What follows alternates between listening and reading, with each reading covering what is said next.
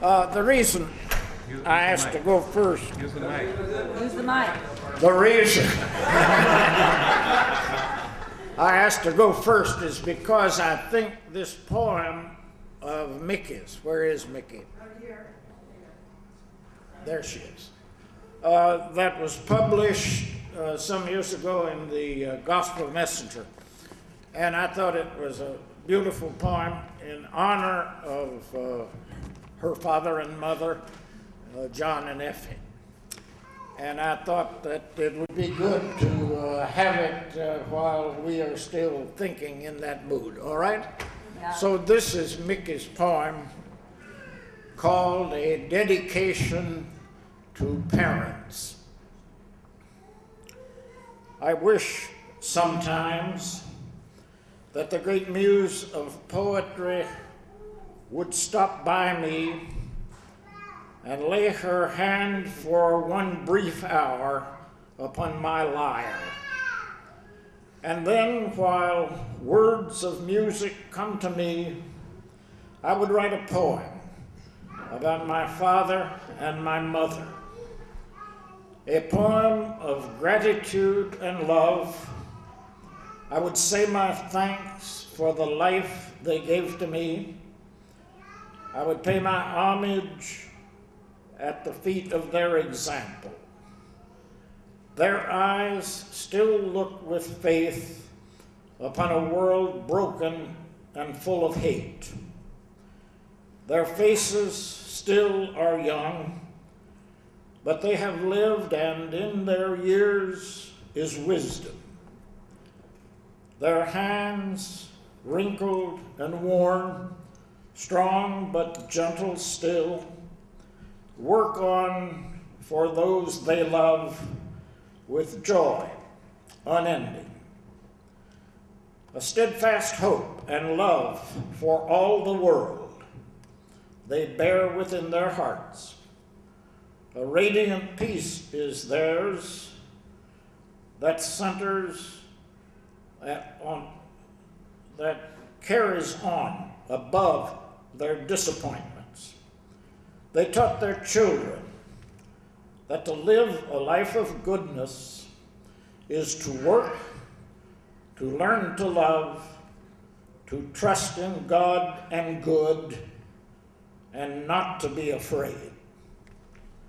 Their lives they gave to us. Their days were ours because they loved us. No sacrifice they made was good enough if by their bearing of it, our lives could be made better. The dreams they dreamed when they were young, I think they tried forgetting for their children. Many who love them truly will not forget the benediction they have laid on all they touched. Their lives, always a blessing, continue still to bless. No song could ever sing their praises rightly. No poem could ever tell their worth. What can I give them then in token of the heritage they gave to me? Not words, but works of love must be my gift of thanks to pay them honor. Thank you, Mickey.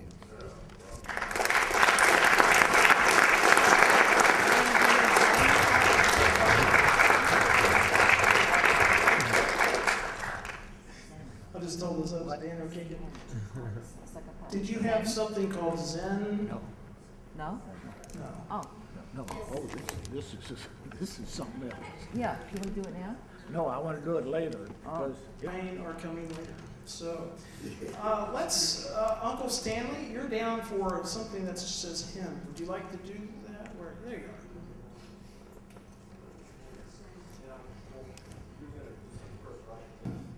Is very appropriate for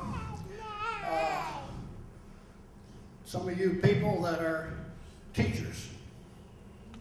Maybe you've heard this one, but right now you'll go hear it again. Did you hear about the college professor who was involved in a terrible car wreck? No. He was grading papers on a curve.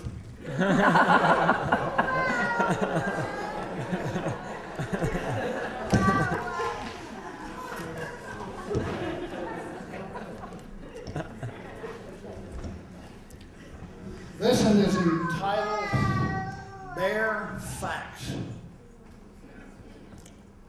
Jim Whitaker, mayor of North Platte, Nebraska, promised to walk naked through the town if the local Humane Society fundraisers brought in $5,000. They did. So he did. But when Whitaker stepped out to do the deed in full view of the public, he wasn't unclothed. Naked, it turned out, was the name of the dog rescued from the North Platte Animal Shelter. It trotted along next to the mayor on a leash.